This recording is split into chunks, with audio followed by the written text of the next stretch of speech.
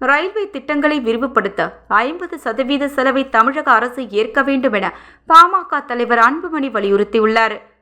கர்நாடகாவில் நடந்து வரும் ரயில் பாதை திட்டங்களை விரிவுபடுத்த அதற்கான செலவில் 50% மாநில அரசு ஏற்றுக்கொள்ளும் என்று முதல்வர் சீதாராமையா அறிவித்துள்ளார். இதனால் கர்நாடகாவில் ரயில் பாதை திட்ட பணிகள் முன்கூட்டியே முடிக்கப்படும் வாய்ப்பு ஏற்பட்டுள்ளது. தமிழகத்தில் 10 புதிய ரயில் பாதைகள் உட்பட 22 திட்டங்கள் 33,467 கோடி ரூபாய் செலவில் செயல்படுத்தப்பட்டு வருகின்றது. இவற்றுக்கு கடந்த ஆண்டு மார்ச் வரை 7,154 கோடி ரூபாய் மட்டுமே செலவிடப்பட்டுள்ளது.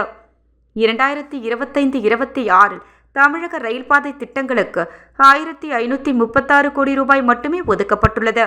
தமிழக ரயில்வே திட்டங்களுக்கு 8,254 ஏக்கர் நிலம் தேவைப்படும் நிலையில் 2,170 ஏக்கர் நிலம் மட்டுமே கையகப்படுத்தி தரப்பட்டுள்ளது.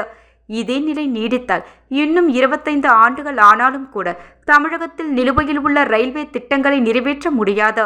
தமிழக ரயில் பாதை திட்டங்களை விரைந்து முடிக்க அதற்கான செலவில் 50% தமிழக அரசு ஏற்க வேண்டும் என அன்புமணி தெரிவித்துள்ளார்.